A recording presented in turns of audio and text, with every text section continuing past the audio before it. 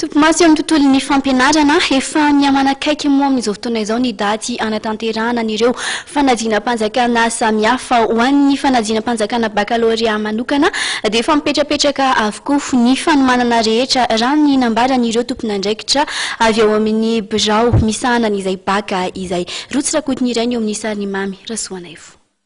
Efa mivonona tanteraka amin'ny fiatrehana ny fanadinam-panjakana Bakalorea ny mpikarakara momba izany eny anivon'ny Universitenan-Antananarivo raha ny voalaza an'ireo tompon'andraikitra tamin'ny androany maraina.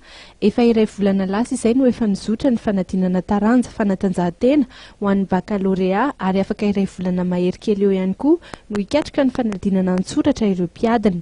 Ny tamin'ity taon'ity dia nitombo eo amin'ny 500 eo ny isan'ireo mpiadina izay mahatratra hatramin'ny 5,703 ny totalin'ireo mpiadina amin'ny sampana teknika sy jeneraly.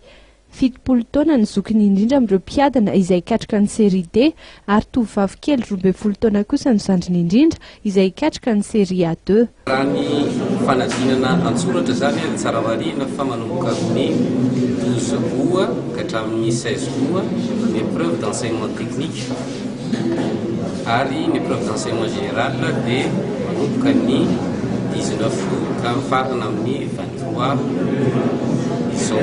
Arakaizay koa ny épreuve d'enseignement technique zany izay efatr'andro dia mandeha ny 12, 13, 14 ary mifarana ny 16, 15 zany dia tsy misy fanadinana.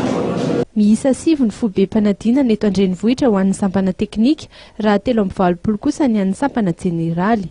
Olona miisa 7 eo no mandray anjara amin'ny fanatanterahana ny fanadinana Bakalorea raha ho an'ny eto Antananarivo renivohitra manokana. Miatomboka ny 1 ny volana aogositra ny fitsarana ho an'ny sampana teknika raha ny 4 ny volana aogositra kosa ny fitsarana ho an'ny sampana jeneraly. Vinavinaina any amin'ny 20 ny volana septambra ho an'ny kosa ny famoahana ny valim-panadinana izay miankina bebe kokoa amin'ny fizotry ny asa fitsarana sy ny fanaraha-maso rehetra.